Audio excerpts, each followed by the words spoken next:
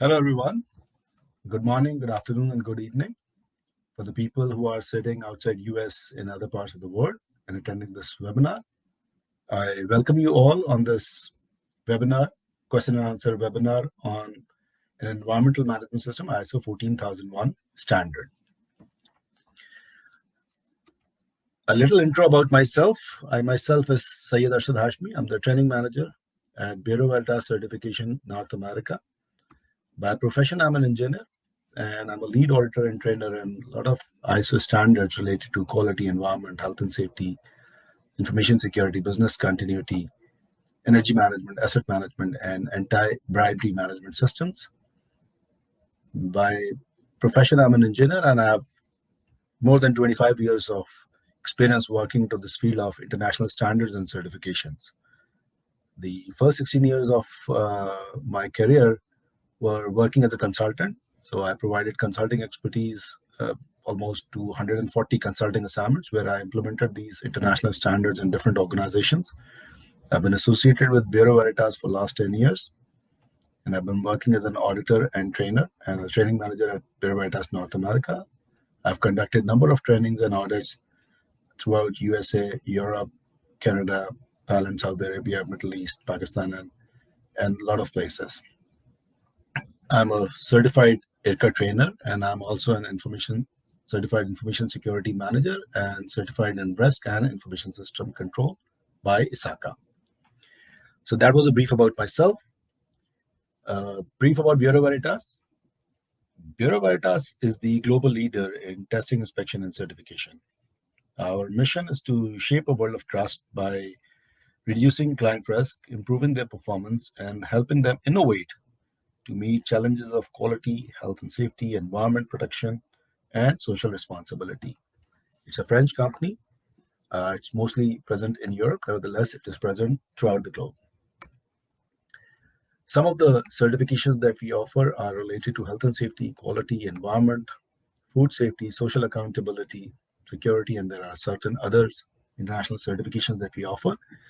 And we provide training against all these certifications. This is our global clientele, just for the reference. We are present globally, and we have a total client base of more than 400,000 customers worldwide. This is our YouTube channel. So for any webinar that you like to refer that has happened before, they're all available on our YouTube channel, Bureau Veritas North America. For this particular webinar, I would, there are other webinars which has happened. I would like you to remember the website, which is called bvna.clickmeeting.com, and I'll show that again. All the webinars are also available there, where you can go and get yourself registered for free, and you can attend, or your colleagues can attend the webinar. So this webinar and all the other webinars, they're also available on our bvna.clickmeeting.com. So the questions that we received, and I set the expectations versus the questions so that everyone will have a takeaway out of this webinar. I will be covering different topics, but what I've done is that with respect to the questions that I received, I have put the expectations in 4 domains. And those 4 domains or 4 categories are like this. So first, I would be discussing the environmental issues, climate change, greenhouse gases, carbon footprinting, ozone layer, and biodiversity. And there are a number of issues. So people like to know about those environmental issues, which is impacting the environment, how we can go about them, and what exactly they are, what is greenhouse gas, and what is carbon footprinting. So I'll be discussing on those issues. That will be the first area that I'll be covering. Then the second category of question that I received, that is regarding the standard. People like to know about the environmental management system standard, what is the structure, what are the different concepts. Especially people like to know about aspect and impact analysis and how to find out significant impact. So that is my second domain. They are asking questions regarding the structure of the standard. So I'll be covering that in my second category within this webinar. And then the third one would be the environmental laws and regulations. So a lot of people want to know what are the different laws, how to find out those laws, and where how to comply with those laws, and what is the impact on our industries. So I'll be covering that as the third category. And then the fourth category would be the environmental performance evaluation. People like to know that how to evaluate the performance. So I've added a few slides, and I would try to address those issues so that people can understand that how once you implement the environmental management system, how to evaluate the performance, what are the different parameters that you can set, and what is basically the process within the whole environmental performance evaluation that you need to follow. Other than that, there is another category of questions which I left it open because people ask me different questions regarding the lead auditor certifications and the cost to the 14001 standard, and what is the implementation challenges that one has to face. So I've kept it as others, and once I'll cover those major four categories because I received maximum questions regarding these four categories, then I'll be addressing those areas towards the end of my presentation. So let's start with the environmental issues first. So these are all the environmental related issues. And you can see on the left that all these terminologies, they may not be very much unknown to you. You must have heard these terms: the global warming, the climate change, the depletion of the ozone layer, loss of biodiversity. So these are all the environmental issues that is there. Global warming is one of those phenomena in which the temperature of the earth is rising. And due to that rise in temperature of the earth, the ability of the agricultural land that has been impacted, the snow and glaciers that has also been impacted, and the water levels are rising. So the global warming phenomena is very much related to the environmental issues. And what is basically causing this global warming are different categories. One of the greatest one is called the greenhouse gases. Now, what is the concept behind this greenhouse gases? Now, greenhouse gases are all those gases which are being emitted as a result of industrialization, as a result of running the vehicles, as a result of a lot of other activities that we do. And those gases, which are mostly the oxides of carbon, nitrogen, and sulfur, methane, all these gases, basically what they do is that they let the ultraviolet radiations from the sun to fall on the earth. And then when the heat is generated, they do not let it go outside in the environment, rather they absorb it. And the part of it, they send it back to the earth. So those, all the greenhouse gases, they basically are the major contributors towards the global warming and a climate change. And we need to control all those emissions. So the global warming phenomena is related to a number of different aspects. One of them, the biggest one, is the greenhouse gases, and then the depletion of the ozone layer. So again, all these gases that has been produced, they are also impacting the ozone layer. And ozone layer is very important for the sustainability of the earth because the ozone layer stops the harmful radiation to reach the earth crust again, which impacts the agricultural ability of the earth and cause some other diseases as well. So the existence of the ozone layer is again an important phenomena in the sustainability concept. The third one is the loss of biodiversity. So we need to understand that every habitat on this earth exists for a reason. Some of the reasons are pretty obvious, like, for example, the plants that we have, the trees that we have, the jungles that we have, we all know that they absorb carbon dioxide and produce oxygen. So their existence is basically is there to ensure the ecosystem in which every habitat has a part to play.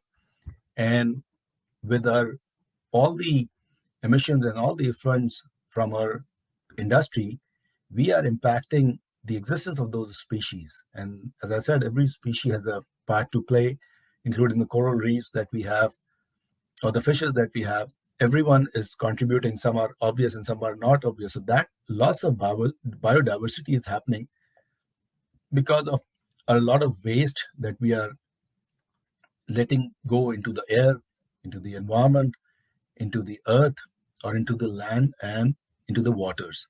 So loss of biodiversity is another big environmental issue that we need to consider. Other than that, the air pollution, water pollution, and waste, I think this is self-explanatory, as the name implies. So as you are seeing all these environmental issues, there are protocol and conventions, which is basically the agreement by a number of countries that they're going to follow certain rules and regulations within their countries, stop the global warming, stop the depletion of ozone layer, loss of biodiversity. They have not been followed in true spirit due to a number of social, economical, and political reasons.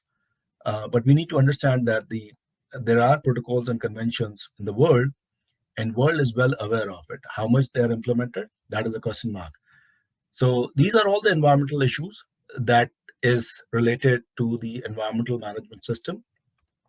And the concept here is that for a sustainable development, the resource depletion should be less than the resource regeneration.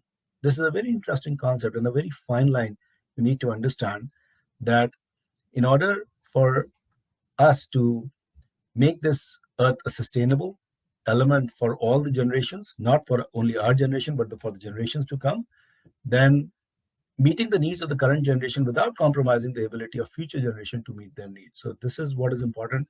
We need to understand that we need to impact the environment or use the resources of this earth in a manner that the healing process or the repair process of this earth or regeneration process of this earth should be more as compared to what we are using and what resources of the earth that we are consuming in our activities. So that is the basic concept against sustainable development. And it has a triple effect, which is environmental issues, social issues, and economic issues. And somebody also asked me a question regarding the ESG initiative, which is basically an environmental, social, and corporate governance initiative. And they were asking me that if this is related to the ISO 14001 is related to that. Yes, absolutely. The ISO 14000 contributes to the E part, which is the environment part of that, in terms of consuming the resources and not impacting the environment or polluting the environment. So the environmental element of the ESG initiative has been heavily contributed by ISO 14001. Now, I would like to think about this picture, and I would like to think about a caption of this picture. So what do you understand? And it's self-explanatory. You can well understand this thing, that as you're passing by in your car, you're seeing a land in green. And as you pass by and as you look in the rear view mirror, you can see that there is no greenery in this land. And the caption of this picture could be, it's coming too fast. We need to understand, we need to realize that climate change, which we used to talk about 50 years back or 100 years back as only a phenomena, has become a reality. A lot of countries has become very serious about this climate change, and they're taking initiatives. Carbon footprinting, a lot of controls, I'll discuss that later. They're all become part of their policies, and they are taking initiatives to control that climate change to make it sustainable for the generations to come. So that is the objective of the environmental management system. So this picture is telling you the urgency of this environmental management system, or climate change or environmental issues to be addressed as soon as possible. Now, what is the objective of environmental management system? So keeping in view those environmental issues which I just discussed, the biggest objective of this environmental management system you can understand if you take your industry as an example. Okay. And if you can see on the left side, there is a society is also shown. Few houses are also shown, which are being impacted by the industrialization or industries that exist. So one of the things that you can correlate with is the smoke, dust, and vibration and noise that causes the nuisance. So that is one type of impact on the environment by the industries. The other type is air emissions, which may cause global warming and ozone depletion and acid rain. The other one can be spillage. So all the chemical spillage or the water spillage that you are doing or the industry is doing, that may cause the biodiversity loss, visual pollution, land contamination, sewage contamination, and water pollution. So we need to understand all these aspects.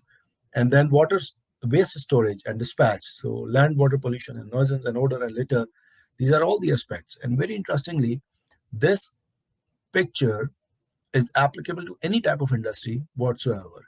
Even if you're talking about a hospital, if you're talking about a manufacturing unit, if you're talking about an oil and gas, if you're talking about a pharmaceutical, those are all manufacturing and processing units. But if you go to the other side, like for example, let's take the example of a bank or an insurance company or a service sector, a hospital, hotel industry, purely a service sector where there is no manufacturing going on, this particular picture is applicable to any type of industry whatsoever.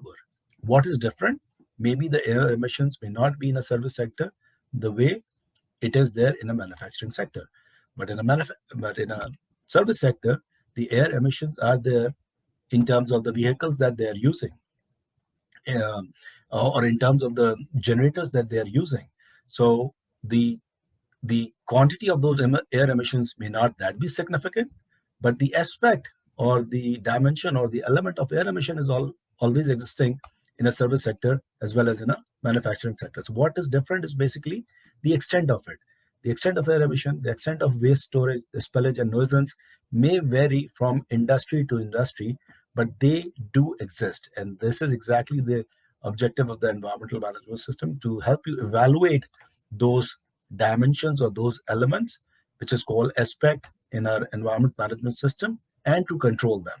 So in totality, the objective can be, and there's one which is called heat and energy loss and waste of resources and global warming. So that is another one. So in totality, what we say is that to an industry, there's always an input, and then there are outputs in terms of air emissions, in terms of their products, solid and liquid waste, and in terms of water emissions. So the objective can be described as that environmental management system control the environmental interfaces. So it controls that how much you're polluting the environment and how much you are impacting the environment. It keeps a track, it keeps a control on all those interfaces which is exposed to the environment, and let you do business in a controlled manner, in a known and aware manner. That is the objective of the environmental management system. With that, let me discuss about the structure of the 14001 environment management system. A lot of questions were submitted regarding the structure of the 14001 standards. Maybe people may know, some other people may know about this 14001 structure, but I'll quickly go through the overall structure, and then we'll highlight few important elements within the 14001 standard, like aspect impact analysis, life cycle perspective, for which I received very specific questions, or management of change. So I'll discuss that, but let me give you an overall view of the 14001 management system standard structure. So basically, the standard structure is something like this, which comprises of the 10 clauses.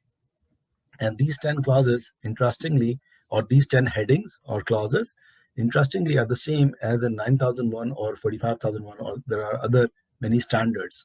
And due to the similarity between the standards, this top level structure is called high level structure. In short, it's called HLS. So one of the phenomena that ISO has followed is that they have made the standard on these 10 clause structures so that it's very easy to understand the other standards. So whatever I'm going to tell you about this structure is also true for 9000, for 14, for 45000, for any standard which exists on this 10 clause structure, these 10 headings. So this is another exploded view of this 10 clause structure, and I've highlighted a clause 6 in different color because I'm going to talk about this clause. And this is basically, I consider this as the foundation clause. So this lays down the foundation for a specific management system, that how you're going to establish that management system, on what basis, what are the different aspects that you need to cover, and what are the different impacts and the significant impact that you need to cover and you need to evaluate. So this basically, this clause provides the basis for establishing an environmental management system, and based on this clause, you will implement the system as per the major clause, which is the 8th clause. So all the controls that you highlight in the 6th clause are implemented through the 8th clause. So 6 and 8 are very closely correlated. That's why I have put that in a different color. Otherwise, you'll find all the other clause structure in this standard, for that matter, in 9000, 45001, or any other food safety standard which is on a 10 clause structure, the same way. So 4, 5, 7, 9, and 10 are usually similar clauses, and 6 and 8 are called discipline-specific clauses, which is specific to a quality management system, environment management system, or health and safety management system. Now, among that 10th clause, the 4 till 10 are the clauses where the requirements are laid down. So we also call these 4 till 10 clause as auditable clauses. So when you will be audited by any external agency, they will be auditing you against 4 till 10 clause. And when you will be internally auditing your own organization, you will also be auditing against 4 till 10 clause. And when you have to implement this international standard within your organization, you again need to focus between 4 till 10 clause where the requirements are laid down. And again, this is true for 9000 and 45001 or any other standard. Now, the philosophy behind this 4 till 10 clause is a cycle which is called a continual improvement cycle. This is a Deming cycle. It stands for plan, do, check, and act. Very famous cycle, maybe known by a lot of people. So out of these 10 clauses, the philosophy of planning lies between 4, 5, 6, and 7. So all the first 4 clauses helps you plan a environmental management system. 7 is a little overlap between the planning and do as well, but we keep it for plan for simplicity. The do clause is my 8th clause, which is operation. The check clause is the performance evaluation, which is 9th clause. And I'm going to talk about this clause later. And the 10th clause is the improvement clause, which is basically corrective action and incidents. So this is the 7 clause philosophy that you need to understand behind this structure of the 14,001 standard, which is based on plan, do, check, and act cycle. Now, the important part, or let me discuss that later. So let me discuss the important clause in that, which is the planning clause. And it comprises of 4 clauses, which talks about the general and then environmental aspects, compliance obligation, and planning action.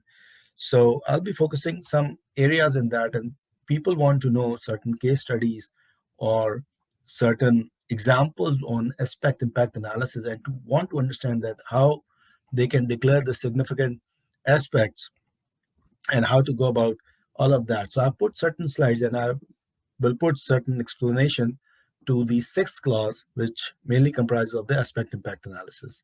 So first of all, what is the definition of the environmental aspect? Now, aspect is an element of an organization, activities, or products or services that can interact with the environment. Like I gave you the pictorial view, and I'll show you that picture again, that whatever the company is doing, if that's making a noise, if that's doing any air emission, if that's doing any spillage, water effluents are there, or if that's producing certain solid waste, those are all the aspects that can impact the environment. So we need to understand that in our activity, in our industrial working, what are the different elements of the organization that can impact an environment.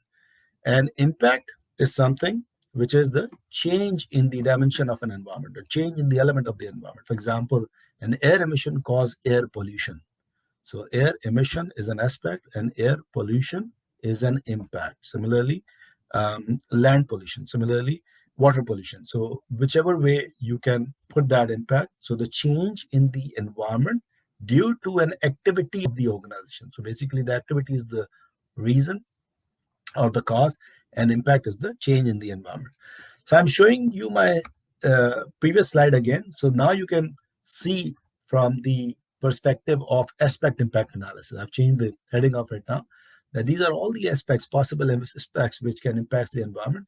And again, I would reiterate and re-emphasize on the fact that this picture is not just true for a manufacturing unit. It is true for any organization for that matter, only that the amount of spillage and amount of waste storage and amount of that heat energy loss or air emissions or nuisance, whatever the aspect of the organization are, that may vary in terms of the extent because of the nature of the business that you are in.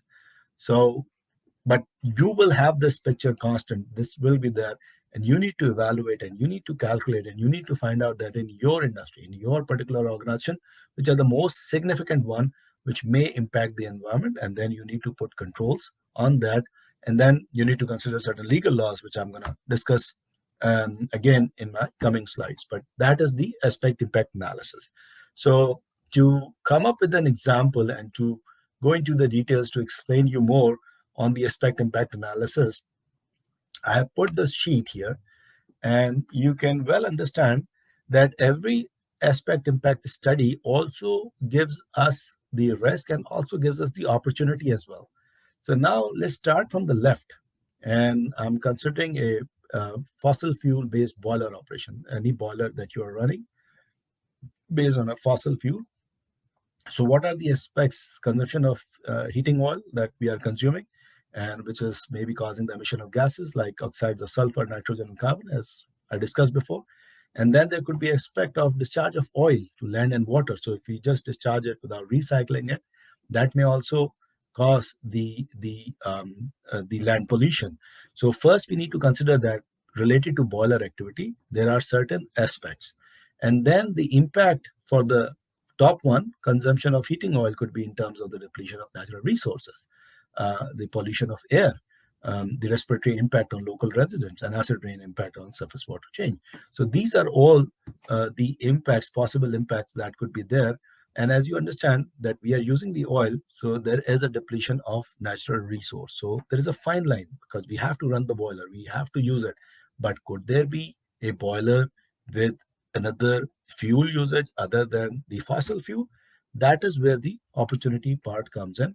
And if you can see on the bottom right corner, the fuel switchover. So it also gives you a thinking process to change the fuel type, so that you may think of going solar or whichever other fuel that you may use, which may helps us in the depletion of natural resources. So that is an opportunity in itself. But then you also need to understand that these all the impacts, including the land contamination and groundwater pollution, that also poses us a risk, which is legal and non-compliance risk, and global warming and climate change. So all these risks are also there. And so any aspect impact analysis ends up with having the knowledge regarding the risk it um, it uh, it contains and the opportunity it brings to the organization to better their environmental performance. So this is one of the examples. I can give you further examples. For example, if you can consider your vehicle, simple your vehicle. So if you're running your vehicles, any car that you are using, so there are emissions out of it. There is an oil change that could be there. There could be battery change that could be there. And then there could be consumable change, all the bearings that you replace with passage of time, or the tires that you replace with passage of time. So considering your car, there are certain aspects of the car which will impact the environment. So how you do the analysis of those aspects and how it is impacting the environment, and how you're making sure that whenever you are changing your tires, the tires is going to the respective plant for recycling rather than just going for burning and impacting the environment, or the oil change has been done in a manner that the oil may be recycled rather than just been thrown on the ground. And similarly, you are maintaining your car and doing the regular maintenance of the car so that the emissions may not be crossing the limits that has been described by the rules and regulations and may not be impacting the environment. So all these areas can well be applied to your car, and the aspect impact analysis can be well understood by your car example as well, in addition to the boiler example that I'm showing you. Now, moving ahead, there is another concept which I want to discuss, which is described in the 6.1.2 clause, which talks about life cycle assessment.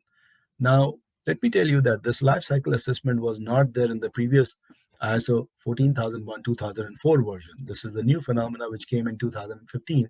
So just let me give you an highlight to that. And picture speaks louder than words. So I have put a pictorial view to make you understand a life cycle assessment. Now, life cycle assessment is basically the life cycle of your entire product till it is consumed by the end consumer. So I'm giving you an example here of a cloth manufacturing organization or a textile company. Okay. And you are taking the raw material that you are consuming, which is usually the yarn, and then you are processing that yarn to manufacture the cloth or manufacture the garment or whatever you want to do. And then the output is the textile cloth or the textile product or the garment.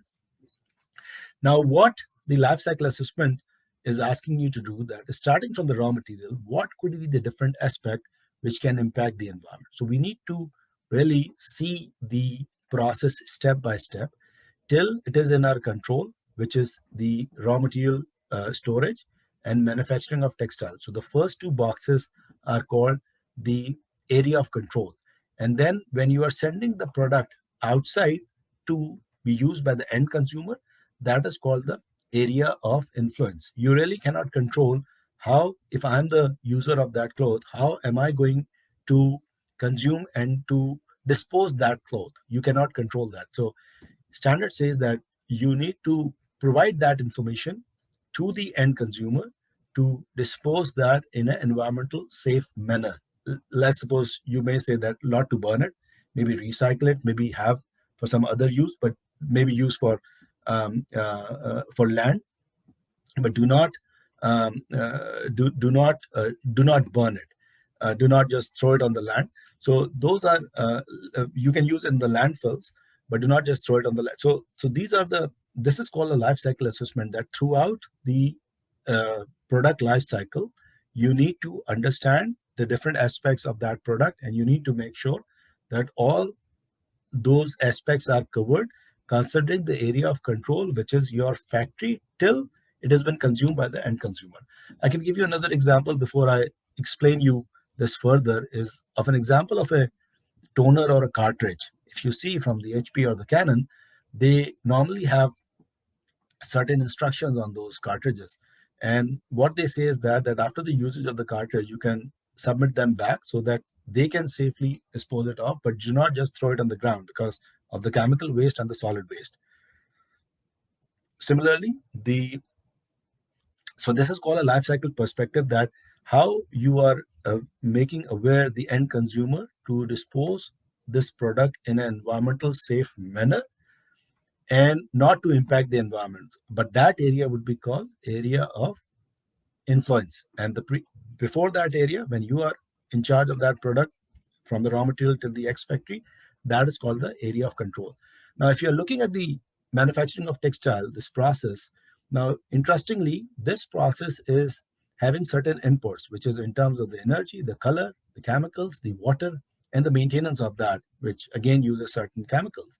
Now, all these are the different aspects of your activity that you need to consider, which may impact the environment. As is written on the top, that everything that you are using, which is an input to the process, has an impact on the environment. Similarly, if you are looking at the bottom side, so what we are having out, apart from the product on the right, the bottom is showing you the solid waste, the waste chemical, noise, and air emissions. Now, as I showed you in the previous slide, these are again all the aspects which may impact the environment. So I think this is a pretty good slide which can explain you that how well you can go about this thing and how well you can understand the different aspects and different areas of your process, and how you can go one by one into those processes and establish the different aspects which may be impacting the environment.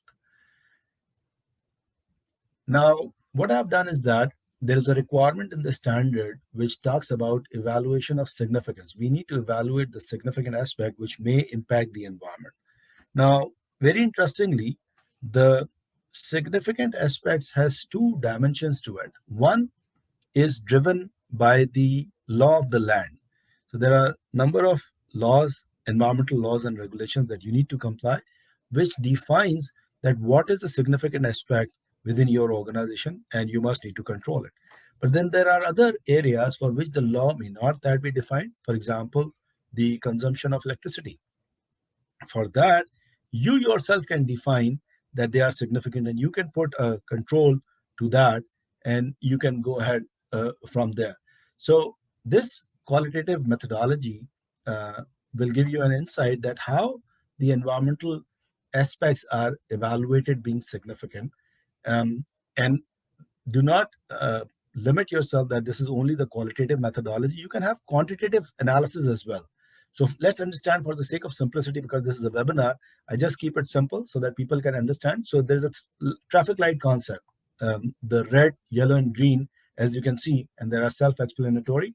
So any aspect which has a greater impact on the environment would be either put as red or yellow.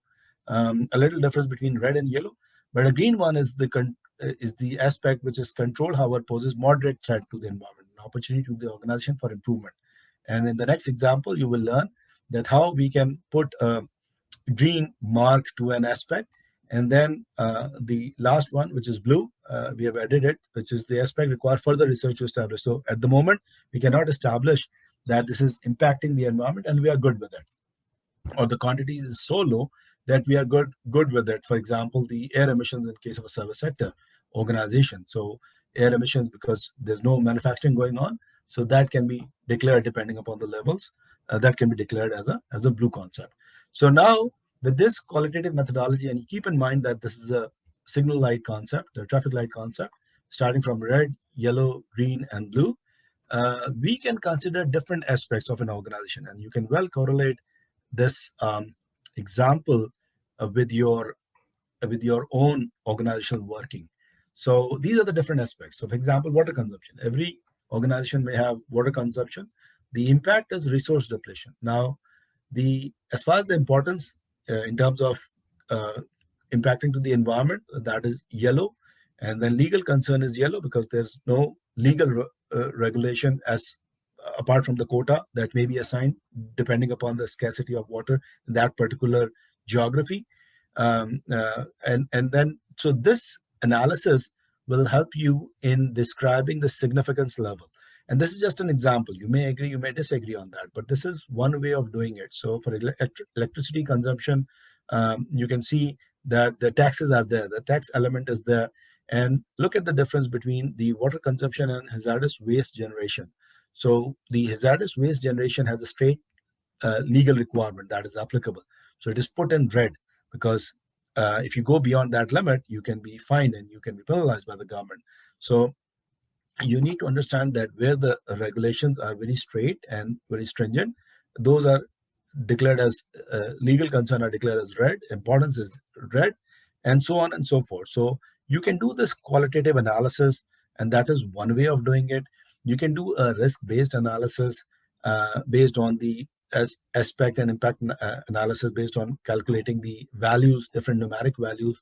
That is also true. So there are a number of ways and means through which you need to evaluate the significant aspect which may be impacting the environment. So that is, again, one of the requirements. People ask me to give examples on aspect impact. I'm showing you one example, which is a qualitative analysis. You can do a quantitative analysis. You can assign numeric values to it to calculate, to have a calculation to declare on your risk ranking that which are high risk and which are low risk areas, or which are significant or insignificant or less significant impacts. Now let's talk about U.S. laws. And since I'm based in U.S., I'm based in Texas, so I just cover those areas. But again, that is quite true for your own geography, for your own country, whatever I'm telling you, for the U.S. And you will find the laws, of course, in whichever geography you are, you will find the laws applicable, and more or less they are the same laws. There's not much of the difference in that. And so for the U.S., some of the laws that you can access. So for U.S., there are three tiers of the laws. First tier is the federal law, which is by the federal government for the environmental, and there's an agency which is called EPA, Environmental Protection Agency. Now, this EPA is present in a lot of countries with the same name, EPA, Environmental Protection Agency. So, but you may find different in your country. So just search for it, and you will come to know that the environmental laws are there. And in US, there is another thing which is called state laws. So all the 50 states, they have their own laws, and they have their own official organizations, which provide environmental regulations. For example, in Texas, the agency is called TCEQ, which stands for Texas Commission on Environmental Quality. They provide their laws over and above the federal laws. And the rule is that the state laws cannot be relaxed than the federal laws. They would be either equal to the federal laws, or they would be more stringent than the federal laws. In California, a lot of laws are definitely more stringent than the federal law. And the organization or the industry, in whichever part or whichever state they are, they need to comply with the local laws as well as with the federal law. So they need to comply with that. But most of the time, the local or the state laws are good enough to comply with, and that make you automatically complied with the federal law as well. So what happens is that I've given you the website where you can find for your own state in whichever state you are located. And for those audience who are sitting outside US, you can search for your areas, just write environmental laws for your country, and you will find a lot of resources on the internet. But you need to understand that for environmental management system, one or the major driving force is the environmental rules and regulations. You need to comply with the law of the land. A lot of our permits, a lot of our working permits are dependent on that. So the companies which are seeking not just for the 14,001 certification, rather more than that, for them to work the environmental laws, the knowledge of the environmental laws, and compliance with the environmental laws is a requirement of the law of the land. So the federal laws are there, the state laws are there, and then there are local laws are also there, which can be specific to an industrial sector or an industrial zone, which can be over and above the state laws. So you need to understand that which laws are applicable in which part of the geography you are and which type of an industrial zone you are, and what are the laws and regulations. You need to comply with that. So regarding the compliance principle, um, without any without any relaxation, everyone is responsible, and ignorance of the law is no excuse. So you need to understand that you need to comply as an organization. You need to be aware, and even if you are using a consultant, if the consultant may miss out on something, there is you would be responsible, not the consultant. So you need to understand these phenomena, and you need to be very well aware of the applicable laws and regulations. The consequences of non-compliance could be the civil penalties, then there could be criminal penalties as well, depending upon the type of the damage that you are doing. For example, there have been a number of cases where the shipping agencies have been heavily fined for leaking the oil in the sea for one reason or the other. So those are some good examples that when there were heavy fines on the shipping industry regarding that, or there had been an explosion in certain part of the world for certain chemical plants. I don't want to name the chemical plants, but those chemical plants, they has caused real destruction there, not just environment wise but health and safety wise. So those are all and they were heavily fined on those areas. That can be fined, that can be withdrawal of or variation of the permits and recovery of the cleanup costs. So the rehabilitation costs, the companies has to bear those costs as well. So the US regulatory framework, as I said, that they comprise of three tiers. One is the federal law from Congress, which is basically 30 laws, and EPA, which is our Environmental Protection Agency, develop regulations to implement laws. So the laws been developed by Congress, and they develop regulations to implement those laws. And then the state laws. As I said, that state must be no less stringent than federal requirement. They may go beyond. So they can be more stringent, but either they are equal to the federal laws or they can be more stringent than the federal laws.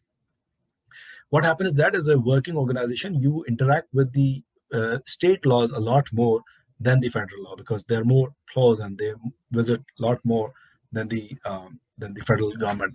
And then local regulations. Now, local regulations, as I said, that can be that industrial zone regulations, and that can include certain international regulations like Restriction of Hazardous Substances Directives, which is called ROHS, or Waste Electrical and Electronic Equipment Directives, or REACH, Registration, Evaluation, Authorization, and Restriction of Chemicals. So these are some international regulations which can be adapted by an industrial zone, and then you need to comply. But these are all the driving factors for an environmental management system. So when you are establishing an environmental management system, the legal compliance clause, which is 6.1.3, is a major clause which you need to comply in order to establish an environmental management system aligned with the local needs and expectations. So the permits, now there are a lot of permits which are related to your environment, and companies need to acquire those permits in order to work. So there could be site-specific regulation under the general provision of law, typically for air emissions and water discharge. So there could be permits which could be very site-specific. Then permits can be enforced by the federal, state, and local levels. So there's a fine if you are not maintaining those permits. And with permits, like, you need to acquire those permits, and then you need to keep on validating those permits, like keep on renewing those permits. So So there's an expiry procedure with the permits, and you need to stay always in a valid status to continue your work. Otherwise, you'll be subject to fine. Then permits can change based on the government needs to regulate performance, and permits can be so. As a result of any environmental violation, you can really the government can withdraw your permits and cancel your permits, and cancellation of a permit means you cannot work anymore unless you overcome that issue which has caused that cancellation. So permits can be related to actual discharge and emission limits, monitoring requirements, reporting requirements, and other details as needed.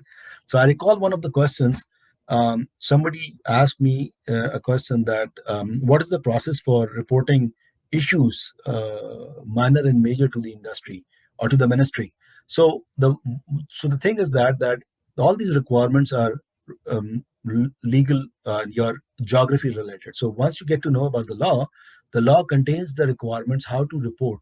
So it is not one fit for all. You need to understand that which laws are applicable for which permits, how to report any violation or any issue, environmental issue within your organization to the respective authority, and that's how it goes. So the knowledge of reporting would be contained within the regulations or within the permit guidelines. Then there are certain other laws, for example, National Environmental Policy Act. So I've covered it in few slides so that anyone can refer this slide later on and can take the benefit out of that. Environmental policies, Occupational Safety and Health Act. It basically says that evaluate everything that you're doing regarding the health and safety. Clean Air Act, as the name implies, it's about clean air. So they have given certain guidelines on that. Safe drinking water. Clean Water Act, don't put anything in the water. So when you are doing the discharges, different discharges, there are limits to what you can discharge and what you cannot discharge. So all those limits, all those contents that you are discharging in the water and the sewerage, you need to control those elements so that you may not contaminate the end water there. And then there are certain other laws which are related to environment, contain the Resource Conservation and Recovery Act, Hazardous Material Transportation Act, Toxic Substance Control Act, and then Comprehensive Environmental Response, Compensation and Liability Act. So as I said, that I've formulated all these laws for you people so that it may narrow down your research, and you can well refer these slides because some people were interested in EPA regulations and rules. What are they, and which one are applicable? So you need to see in which type of industry you are in and which type of laws can be applicable to you. Some other laws which can be applicable to a lot of industries like Emergency Planning and Community Right to Know Act and Pollution Prevention Act. So and so on and so on. There are a number of laws which are applicable. So these are some of the critical laws which which are usually applicable to a lot of industries, and company do follow those laws while as applicable to the part of the geography that they are in. Then the last domain, last category was regarding the environmental performance evaluation, that how do we evaluate the environmental performance? And with that environmental performance, I have put a pictorial view so that you can understand how to evaluate the environmental performance, on what basis. So one thing that you can well understand is if we are staying within the limits and as prescribed by the law of the land, and if we are further improving on that. So that is one of the direct environmental performance evaluation that you can do, but it is not limited to that. So we need to first set parameters that which thing we are going to monitor to evaluate the environmental performance.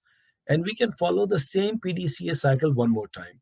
Now, how does it go is that you need to select the indicators for environmental performance evaluation. Now, those indicators could be your air emissions, could be your waste, could be your liquid emissions. So that can be driven by the legal and regulatory requirement that is provided by the government.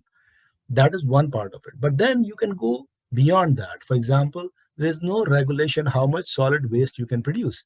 So the solid waste that you are producing, how much solid waste you can reduce within your process, that is again your indicator. So you can set these type of objectives, which is not just related to the limits of emissions and effluents, but they are related to different aspects of your activity for which there are no laws, but you are working to conserve the environment, to ensure sustainability, and to avoid depletion of resources.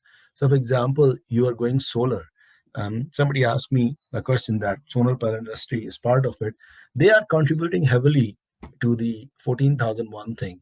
And I'll come back to it when I'll be discussing towards the end that what are the different elements and where is the fine line of this industrialization and modernization vis-a-vis the sustainability concept. So I'll come back to this point, but coming back to the setting the indicators, so indicators can be set in terms of making my plant green, conserving the energy, conserving the solid waste, or increasing the part of recycling waste. I can also go beyond that. I will work with the suppliers which are environmental conscious or which has environmental program that is there. So that all can be can be set as an indicator. Once you select those indicators of your area and your other area, whether it's legal requirements and other requirements, you can go by collecting the data, analyze and converting the data, assessing the information and reporting and communication. So you can communicate that. And based on that, usually there is a process which is called management review process. And this third point, which says check and act. You can review and improve the EP and you can redo your work by raising the bar. By once you achieve it, then what else you can do better, what else you can do better. So you can keep on setting those indicators. So there are certain indicators which may not get better, but then your objective should be they should never cross the limit or as described by the EPA. So those monitoring and those maintenance, that is called operating level indicators. And then improving level indicators, as I gave you certain examples, you can set both of them, and that could be good indicators for environmental performance evaluation. So with that, these covers my 4 category. There are certain other questions which were put in the questions that is submitted by you people. And some of them were like regarding the cost of 14,001. So the implementation cost and the certification cost, that varies from organization to organization. Again, there is no one answer for all. It varies from one organization to the other organization. So you need to understand that this is heavily dependent on the type of consultant, if you are hiring a consultant or not, which certification body, and what is your scope of certification. It all depends on that. So there's no one answer to that cost thing. The other question is that regarding the lead auditor certification, if you are already an internal auditor, then how can you achieve the lead auditor certification? So an internal auditor and lead auditor, there's a major difference between the two. And in lead auditor certification goes with the IRCA, which is called International Register of Certificated Auditor certification process. So the course should be approved by IRCA or some other approving authority. And those lead auditor courses are like accepted worldwide. So if you're looking at a career to work with a certification body, you need to do a lead auditor course, which is a 5 days course with an examination, maybe approved by IRCA or other bodies. And then you need to continue your career as a lead auditor. So there is a difference between an internal auditor and a lead auditor certification. And then somebody asked me a question that how can you join Bureau Veritas? So there is a career page on the Bureau Veritas main website. You can always look at that career page, and all the jobs are available there. You can apply online. So that is one of the questions that I received. I received another question which is regarding the very interesting question, that why there is no dedicated clause for change management in 14,001 while we have in 9,001 and 45,001. So the person is right that there is no dedicated clause, but you need to understand that it is not the point of if there is a dedicated clause or not. The change management has been discussed throughout the 14,001 at 4 or 5 places. So the element of the change management is very much there. The overall philosophy of this 7-clause structure is a constant, which is the PDCA cycle: 4, 5, 6, 7 related to plan, 8 related to do, 9 related to check, and 10 related to act. That is the overall philosophy. Now, we can always debate on these kind of questions, that why there is not a separate clause.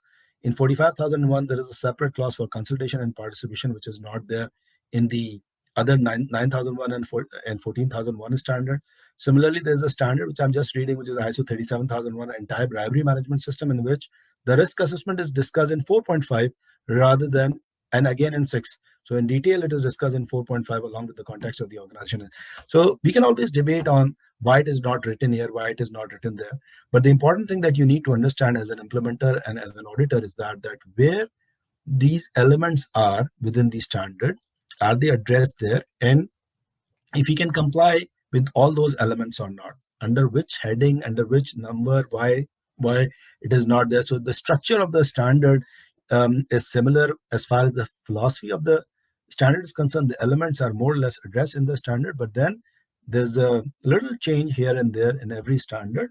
But that should not be the point of concern for the implementer as well as for the auditors. What Another interesting question I received is, what are the upcoming challenges that will affect our impact on climate change activities? So I would really like to give my thoughts on this one particular question, which is regarding the usage of the resources. So as you all know, that we are trying to shift our focus from the energy consumption from the usual ways of the fossil fuel and the oil and gas sector, and we are more moving towards the solar energy.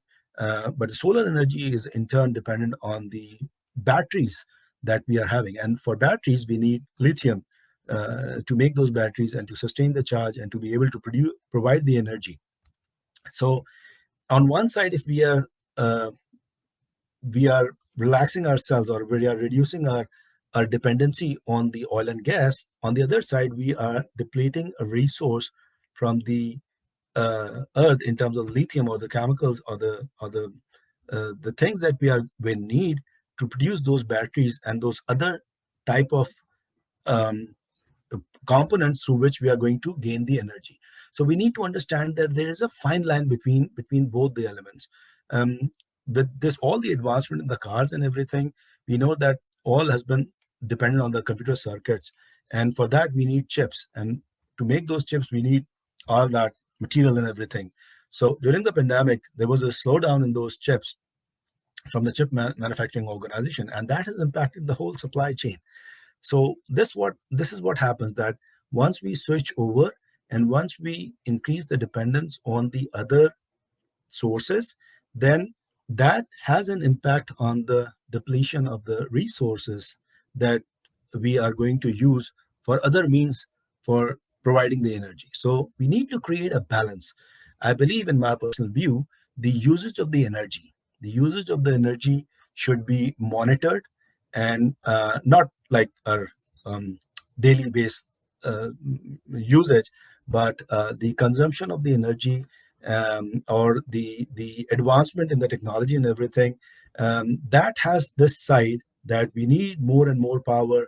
The cell phones that was coming with the earlier, it was coming with 1 day charge, now coming with 7 day charge and things like that. So those are all the advancement that we need to really draw a line somewhere in between, that how much the mother nature we can exploit to acquire all these kind of resources to provide us to fulfill our energy needs. So that is where the real question comes in, and we need to look into it. So that is one of the things I see as a challenge in terms of the environmental issues coming forward. With that, I think I've answered all your questions. If you may have any other questions, and you can always contact me.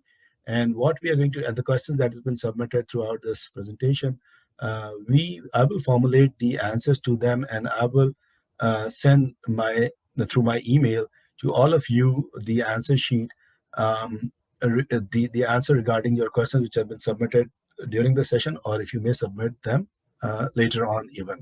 So with that, these are our public and virtual classroom trainings that we offer, which contains all the ISO major standards and a lot of other areas as well. You can contact Ms. Cindy Haight for any of your codes, and you can register online as well in these trainings.